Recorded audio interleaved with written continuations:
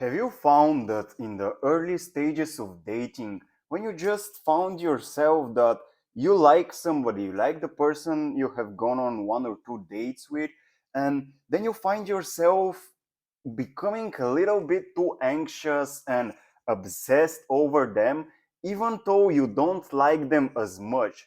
And then the response they get to that, they have to that, is that they, in a way, push away. They feel a little bit overwhelmed by your obsession and they pull back. And so it's almost like you are sabotaging your best efforts in early dating. And maybe you're wondering, why does that happen? And if I'm doing something wrong, how what can I do instead to actually like have the potential and give the potential to that relationship to unfold and to like get going and to go deeper rather than just sabotaging it.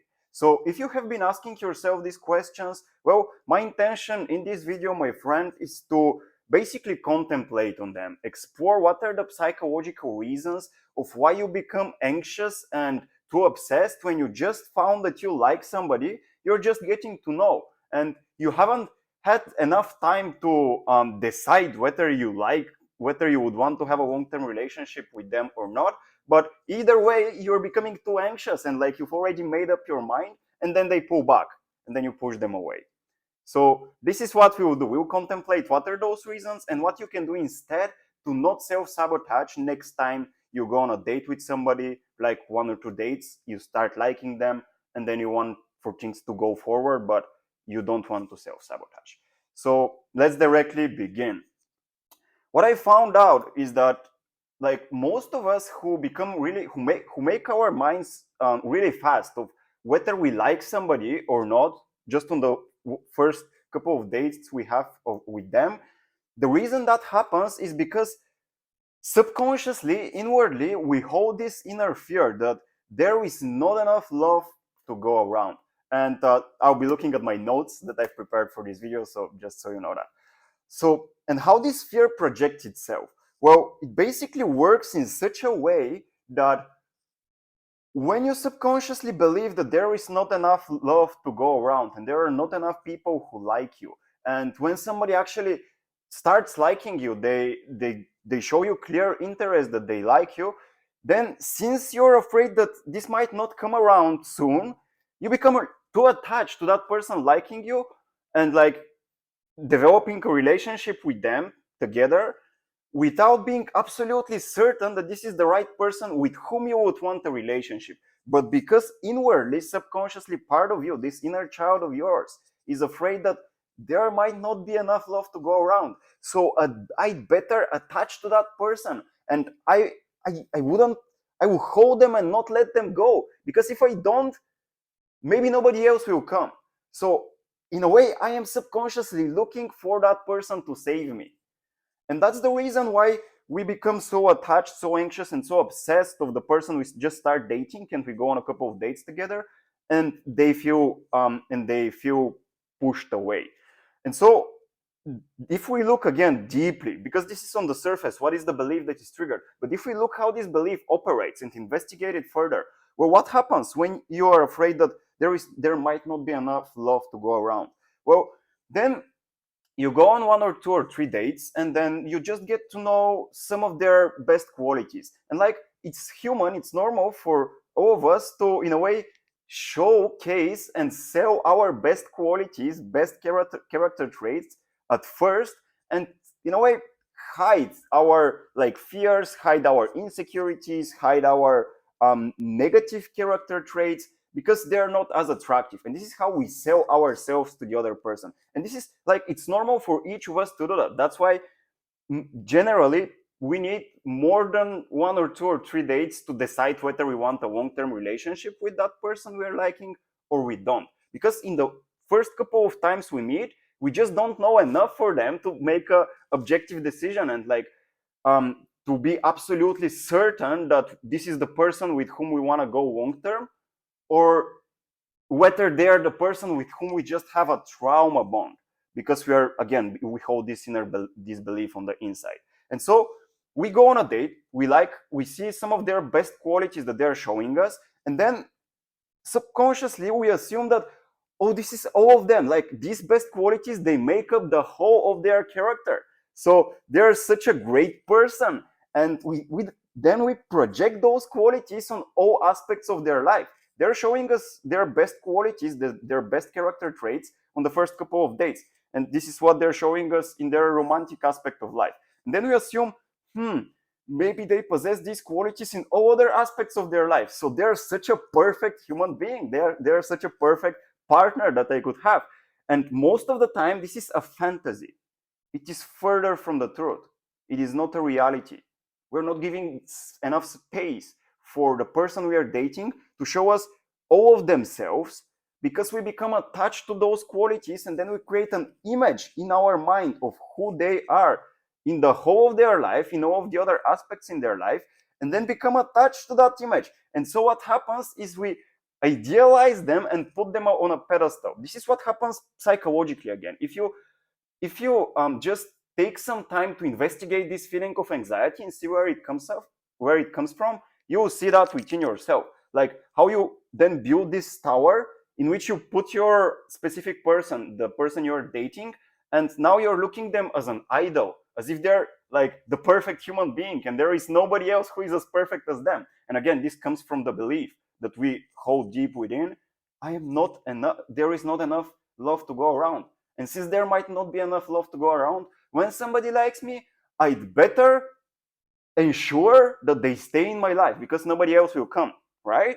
And so then we project their best qualities in all their aspects of their lives, create an idol of them, put that idol on a pedestal, and then once we start going on dates, like let's say third, fourth date, and we chat with our person, with our specific person whom we are like contemplating, we are considering a relationship with them, and now we're being so attached to that image we have built of them that we're like, oof, I really want a relationship with them because I see that these qualities that they have shown me, this is the image I create. I see that these qualities they have shown me, they might have these qualities in all other aspects of their life. So they're the perfect being. And when I can continuously have contact with them and like communicate and go on dates, then I start expecting them to behave in the image that I have created of them. And so I am not giving them the space in which they can show me their real self.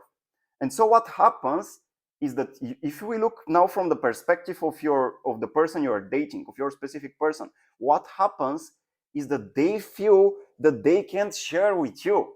They can share their like everyday life, their everyday challenges, the roadblocks they hit in their life, the like everyday mundane problems they face, how they feel about them. They cannot share genuinely and truthfully and honestly about all of this to you because you have become attached to that image of themselves that you have put on a pedestal, and now you expect them to be that perfect version, and this puts a lot of pressure, and now this pressure makes them feel that they cannot be themselves, like they cannot share with you who they really are, and like they cannot show you the rest of their humanity. Let's say they're a little bit more negative traits, their insecurities, their fears, the problems that they face, the challenges, the roadblocks, and they cannot express how they feel about all of that in, let's say, different aspects of their life because you're attached to that image. And when you're attached to that image, well, you push them. It's a pressure. You create a lot of pressure for them, and so they feel, shit, I've become too important too fast. And if I become too important too fast, it's like, I'm not sure even if this relationship is safe, because this is again how it looks from the perspective of your other person that you're dating. And they feel, I I cannot be myself around them because I'm expected to behave the best and like to be always this perfect human that they have an image of, that I haven't created an image of them. So they've created an image of me, and so I feel pressured and I cannot be myself. So it's not safe to be myself, to be authentic, and so I'm not sure if this is right for me. It's like it's too strange, and they become skeptical and they pull away. And so what happens what generally continues to happen, you go on 1 or 2 or 3 dates, and then you, let's say, go and meet your friends, and then they ask you, how have been your date? Like, what happened?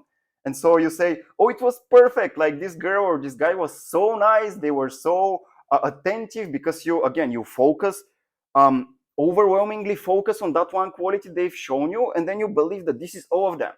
And so you say to your friends, it's so like they were so nice, they were so attentive. And then your friends actually confirm, they reaffirm what you've seen for them. They reaffirm your fantasy, and then they're like, oh, that's so nice. I'm so happy for you. Maybe you have such a beautiful relationship. And then you become even more attached and even more anxious and even more obsessive. And then you push them further and further away. And so what happens is that you self-sabotage because you still hold that belief within you. And this is, now I'm not telling this to blame you. This is perfectly fine. It's perfectly human. But now, okay, you might be wondering, now you understood why it happens, like why you become so obsessive. Now you have a better, clear picture. But now if you were to ask the question and like try to answer it, what you can do instead? Well, this is where the solution comes. What you can do instead, my friend, is to ask yourself the question, who do I need the other to be so that I can consider a relationship with them?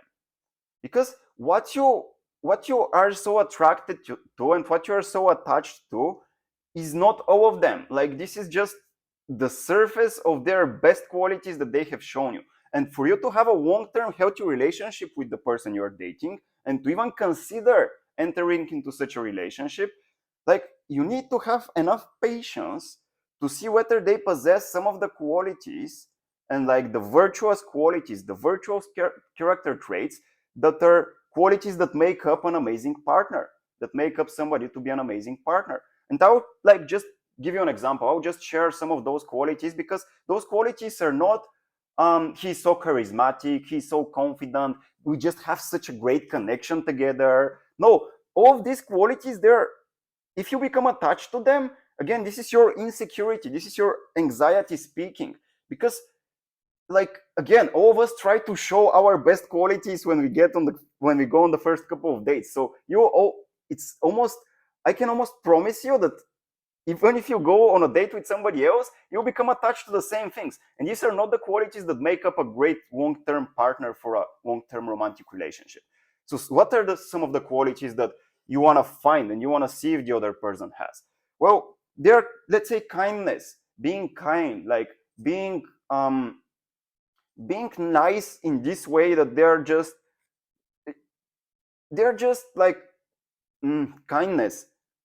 They have good rapport, they're a good person. So having empathy, caring and validating your feelings, so basically hearing them out, listening to you, not just affirming their point of view and like their attachment to being right and being a little bit too arrogant maybe. So having empathy, having compassion is also a great quality that you want to look for if you want a romantic partner with whom to have a long-term relationship. They show up for you. Now, this is crucial, because when you become too attached, too possessive, too anxious, and then you are not giving them the opportunity to invest in a relationship with you. So you're not giving them the opportunity for them to emotionally invest. And so it's like, this is why you need to see whether they show up for you. Are they consistent also? Like, are they consistent in the emotional investments they made with you when you go on dates together? Are they a great communicator? Like, can they express their feelings transparently and honestly? Or are they hiding them? Are they hiding them behind a mask? Are they honest? Are they trustworthy? Again, some qualities that you want to look for. And it's not necessary to look for all of them. Like, you're not looking for the perfect human to enter in a relationship with. But from these that I share with you, see which ones are important for you. I'm just sharing some of the ones that I find important for me, and I'm contemplating whether I have them or not when I'm dating people. So, are they honest? Are they trustworthy? Are they a great teammate? Because again, it's like, a romantic relationship is not built on just passion, intense amount of like uh, passion and connection. No, it's also built on friendship, even though it's like a romantic relationship. So are they a great teammate?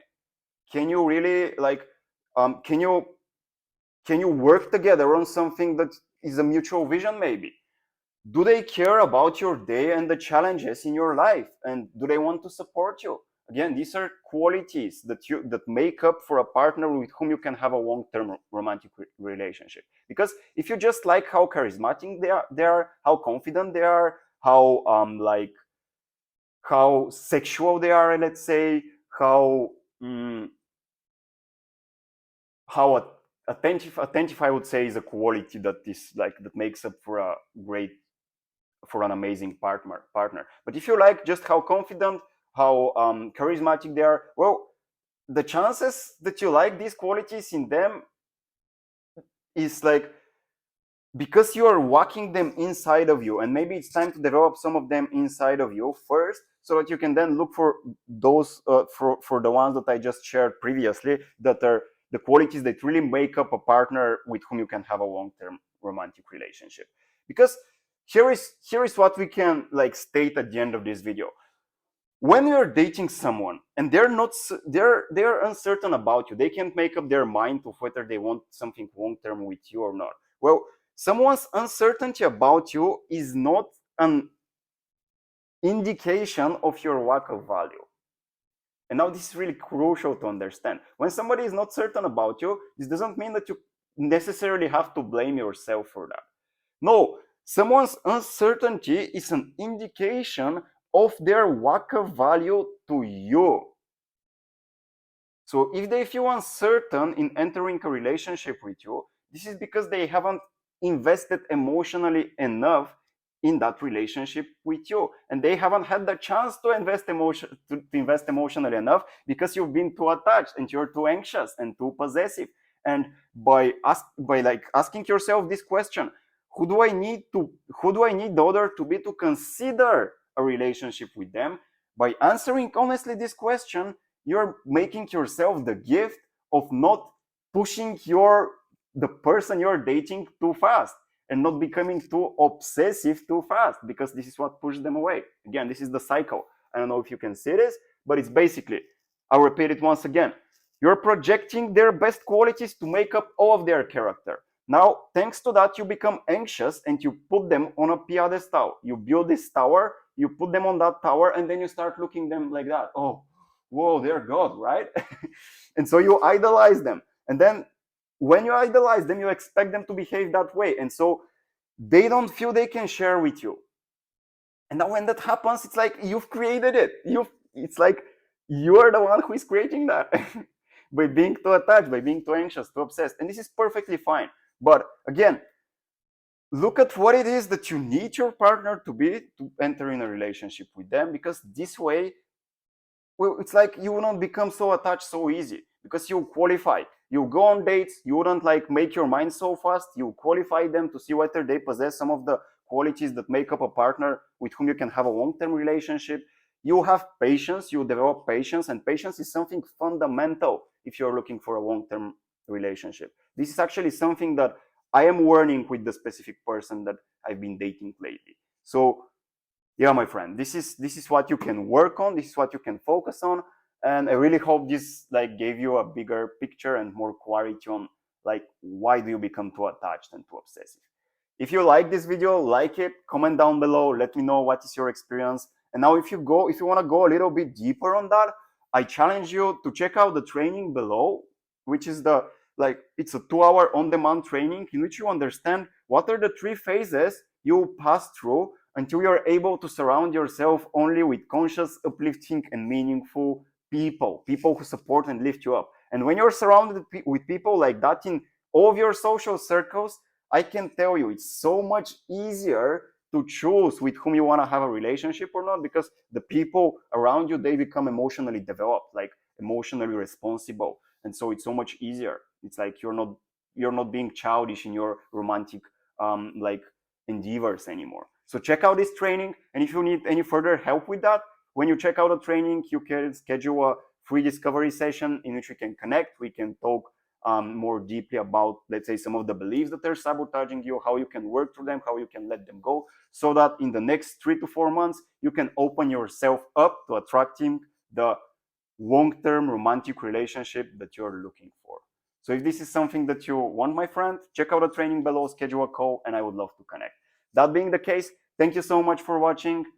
Thank you so much for spending time with me. Subscribe to the Soulful Relationship channel if you're new to it. Push the bell notifications to receive notification for every new video.